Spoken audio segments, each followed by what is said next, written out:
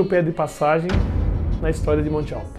O negro pede passagem na história de Monte Alto. O negro pede passagem na história de Monte Alto. Olha, essa é uma frase fantástica, muito bem colocada. O negro pede passagem na história de Monte Alto para poder participar em igualdade de condições com todos. O negro pede passagem. Sim, vamos dar passagem para o negro na história de Monte Alto. Nos meus estudos, lendo jornais, vendo as fotos, pesquisando em livros, uma coisa é certa: a narrativa da história de Monte Alto, assim como na maioria dos municípios brasileiros, é branca. E nesse web documentário, nós vamos colocar o negro no centro das atenções, tirá-lo do canto da foto e colocá-lo como personagem principal da nossa história. Que toda essa tradição, que toda essa riqueza de personagens, de cultura, de trabalho, de esforço e de conquistas sejam agora lembradas pela nossa população. Que o negro tenha passagem na história de Monte Alto.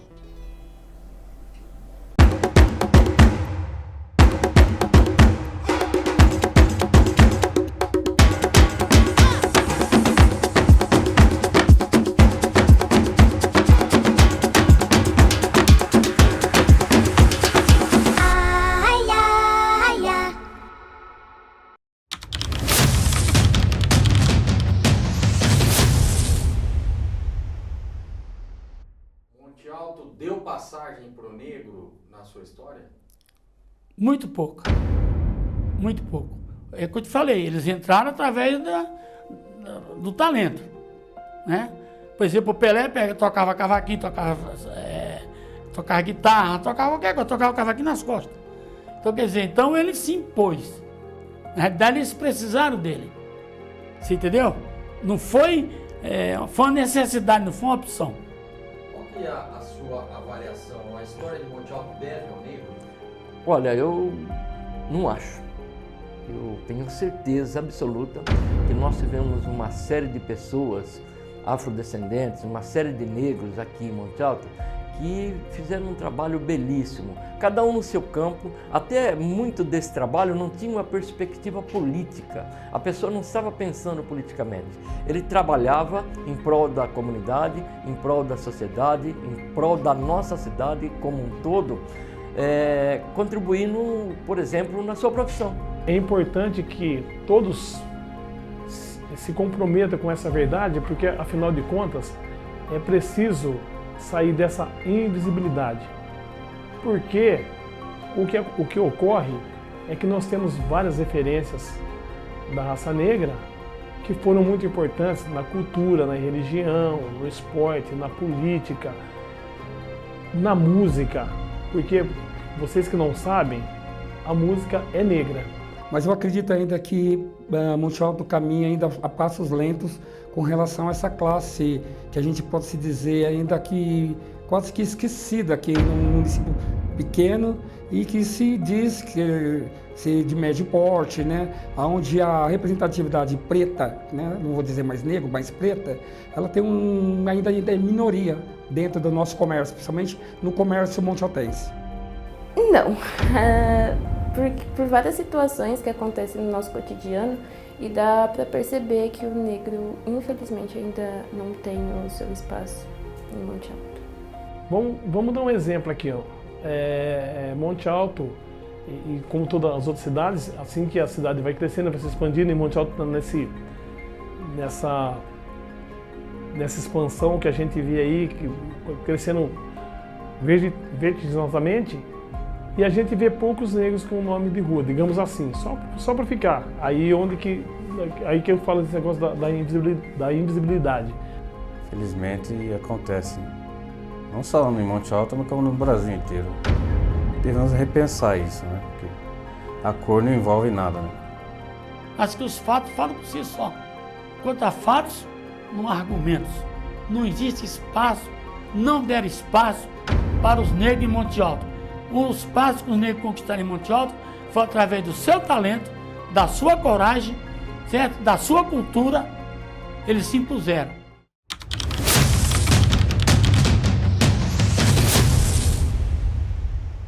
Nós, se verificarmos em cada nossa família, nós temos alguém da nossa família da raça negra. Eu vou dar um exemplo da minha família. Do meu segundo casamento, a minha sogra é negra. A comunidade negra em Monte Alto, na realidade, quem começou a abrir mais para a comunidade negra em Monte Alto foi o filho do Niolo Livramento, Quino Livramento.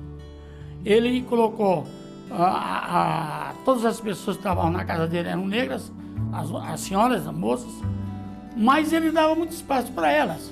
Elas, por exemplo, era a cozinheira principal, e depois ele também andou colocando alguns pessoas negras trabalhando com ele, dando participação, né? Dando participação naquilo que eles plantavam e tal.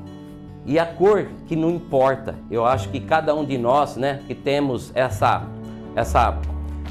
miscigenação aqui em Monte Alto, eu vejo que nós precisamos sim enaltecer e ver que o negro na sociedade montealtense, com certeza, ele se destaca sim. Eu acho que por eles ter uma condição de vir de uma escravidão, de muita luta, de muito trabalho, e depois ter esse reconhecimento dessa liberdade, dessa igualdade, eu acho que eles são um exemplo para cada um de nós. O que importa não é a cor, sim, e a consciência de cada um, que nós somos todos iguais, somos todos irmãos.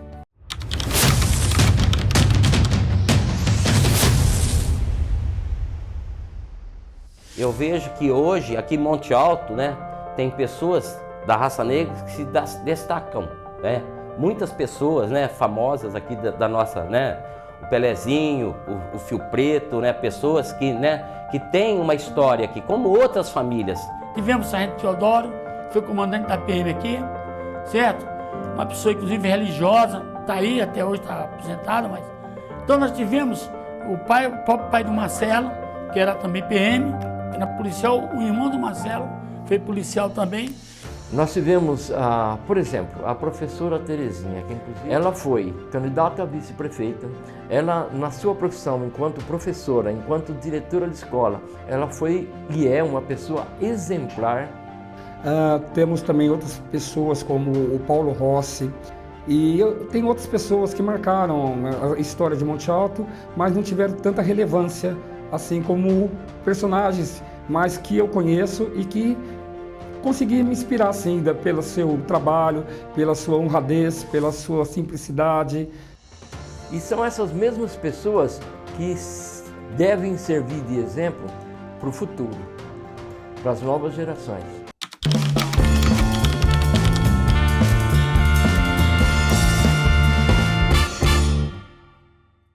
Então, já tinha o meu pai, o seu Farid, todo mundo que foi muito célebre nessa cidade, porque foi a primeira pessoa a entregar gás de porta em porta aqui nessa cidade.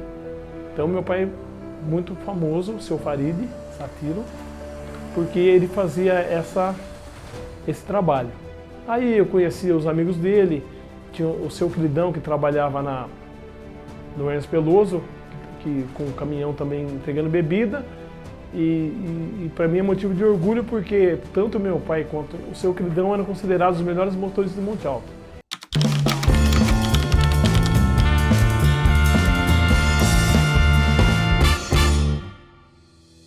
O meu pai, ele era assim, apesar de policial militar, ele também era agricultor. Então nós tínhamos roça, trabalhamos na lavoura por bastante tempo, né? E enquanto policial militar, meu pai tinha uma coisa sui generis, né? Ele não gostava de andar armado.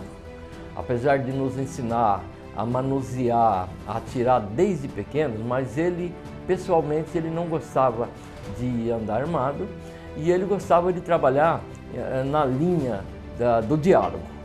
Então ele conversava muito com as pessoas, a grande maioria das ocorrências eram questão com com brigas familiares, questão com pessoas embriagadas. E quanto aos embriagados, ele chegava a fazer uma coisa que, na minha modesta opinião, era até absurdo. Ele levava para casa, ele chegava a dar banho e a pessoa voltava no outro dia tremendamente agradecida por ter tido um tratamento humanitário, por ter tido um tratamento que era considerado de irmãos.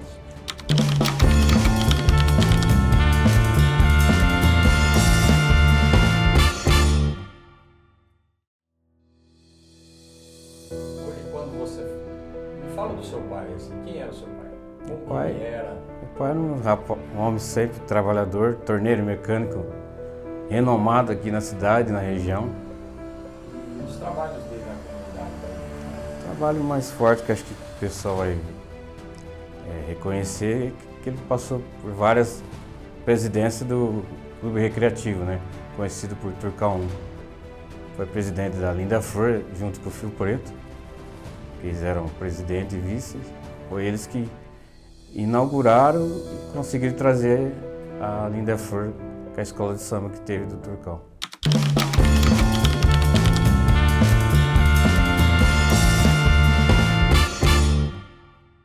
A dona Andressa, benzedeira, que também é minha madrinha, fazia suas rezas, que ela era uma benzedeira também daquelas muito procurada, inclusive até hoje, ela já tendo falecido há muito tempo, todo mundo lembra muito dela, porque era daquelas mulheres poderosas que, né, tem uma energia boa, que o pessoal ia lá, muitas vezes acreditado, e ela fazia lá com a sua fé, com as suas ervas, com as suas curas, ela fazia o bem para um monte de gente.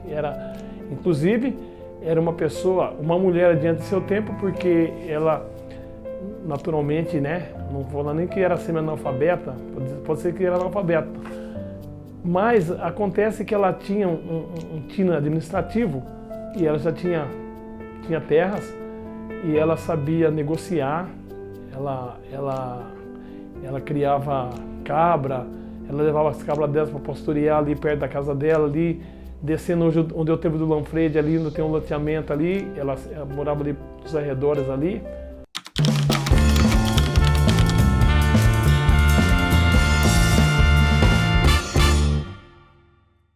Queria que você falasse sobre a importância dos jogadores negros nos times de Monte Alto, né? Nós tivemos grandes jogadores no MAC e no Botafogo. Tivemos. No Amador, se você for remontar lá atrás, o primeiro time que eu vi jogar aqui em Monte Alto, Cruzeirinho da Vila Pires, que hoje é Santana, né? Lá vi Limbucha, ele tinha um dedo a mais, jogava muito. Depois sim, negro. Também o Zildo Iolindo jogava muito, também saudoso. Aí você vai remontando muitas pessoas aí que passaram pelo futebol, como eu falei. Também no MAC, o que eu falei, Fernando Pirulito, Zé Mauro. Aí temos o Ditão que mora aqui em Monte Alto. Tem 3 jogadores profissionais que são remanescentes do passado do futebol, que jogaram tanto no MAC como depois no Botafogo, que são eles. O Ditão, bicampeão pelo Joinville, está aqui na nossa cidade, reside aqui. Foi o último jogo dele como jogador profissional, passou para o Amador, foi técnico do MAC. Temos também o Marcelo, que era um lateral esquerdo, está residindo em Monte Alto, presta serviço na nossa cidade. E temos o Luiz Moisés, também um ponta esquerda, que ainda está em nossa cidade, jogou muito.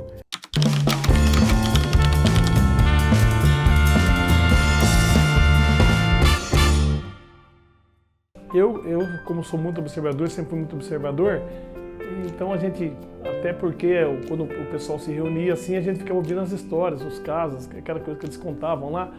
E eu, naturalmente, que eu não conheci, mas eles falam de um tal de maestro Chiquinho, que era um exímio tocador de piano, inclusive tocava de costa pro piano, era uma coisa, né, quem conhece um piano sabe o quanto que é difícil. E aí, salvo algum engano, me parece que ele foi professor do maestro Mário Venere, que dá nome ali no Centro Cívico, ali.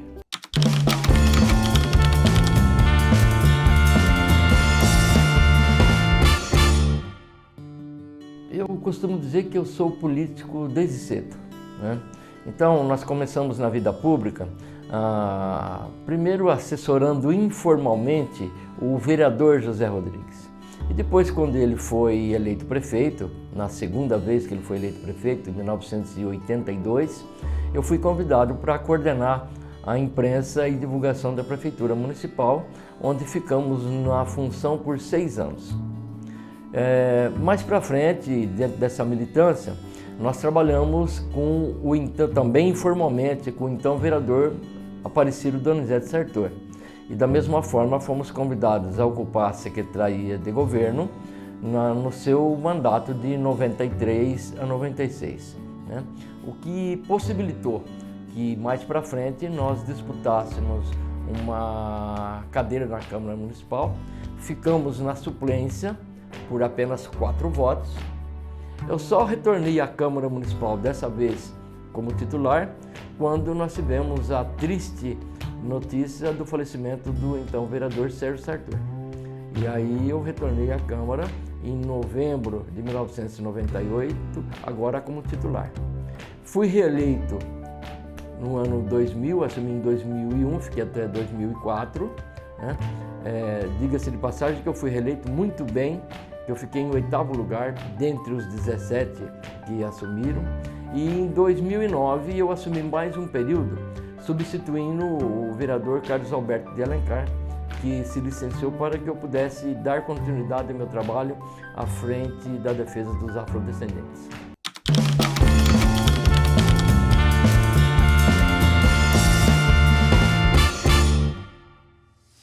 Quando acabou a banda Mário Venere, foi formado o conjunto principal de Monte Alto na época, que era o São Balanço.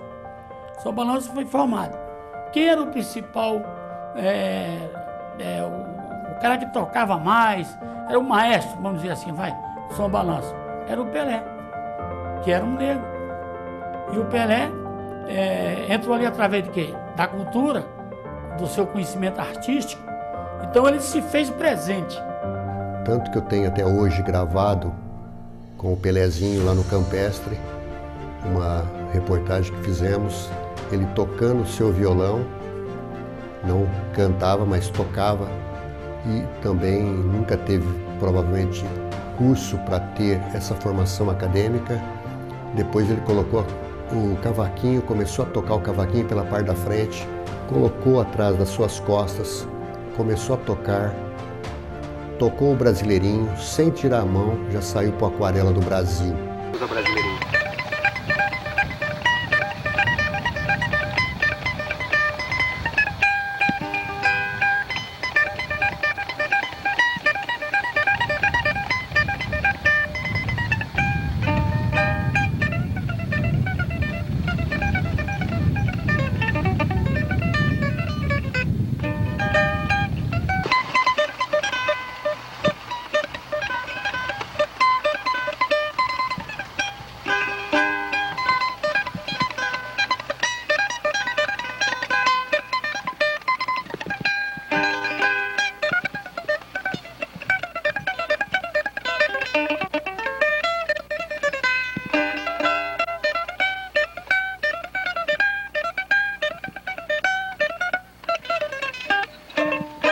E dando entrevista dentro daquela simplicidade.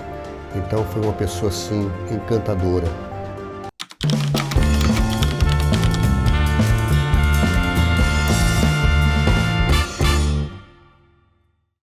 Depois nós tivemos a participação do Benedito de Carvalho Filho, que foi uma pessoa que eu acho que foi o abre-alas, né? Que ele começou a se filtrar na sociedade, participar da sociedade. Ele era o único negro que tinha acesso à sociedade naquela época. Olha, eu entendo que ele deixou um legado muito bacana, referente a amar as pessoas, né? Ele tinha um carinho muito grande pelo ser humano, ele valorizava as pessoas, né? Independente de raça, independente de cor, de religião, mas ele tinha um carinho especial e ele procurava dar bons exemplos para as pessoas negras. Né? Meu pai era amor, né? Meu pai era coragem, meu pai era mudança de vida, né? Sempre, meu pai era um sonho de que todos pudessem compartilhar o mesmo espaço, né? Sem nenhum tipo de, como que eu poderia dizer, nenhum tipo de preconceito, né? Porque todos nós somos irmãos. Ele era um pai bem organizado, gostava das coisas bem organizadas, falava pra gente lutar, que não era fácil a vida não. E jamais a gente tinha a cor que tinha, que a gente tinha que sempre estar brilhando. E o que ele mais dizia, isso é também um ensinamento para nós, né, filhos, hoje, que o que ele mais queria fazer, né, enquanto vereador, ele acreditava que seria mais fácil para ele fazer o bem para a população, que era o que ele gostava, né, estando diante de um poder público. Você tem orgulho de ser neta dele? Tenho, muito. Mesmo se eu, infelizmente, não conhecendo ele, eu sinto muito orgulho de falar, eu sou neta do Fio Preto.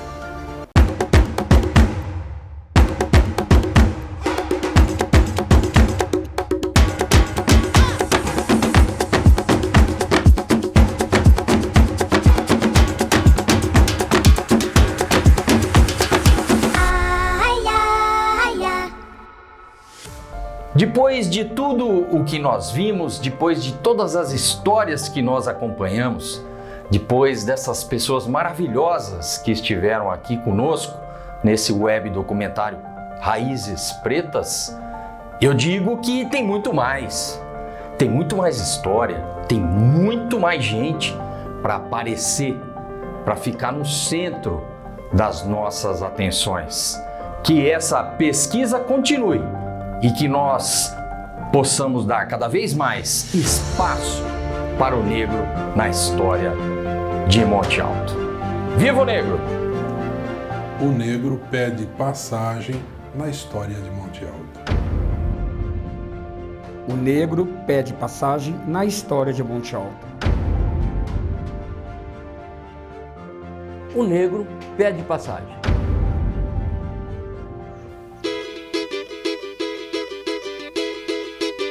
Um sorriso negro.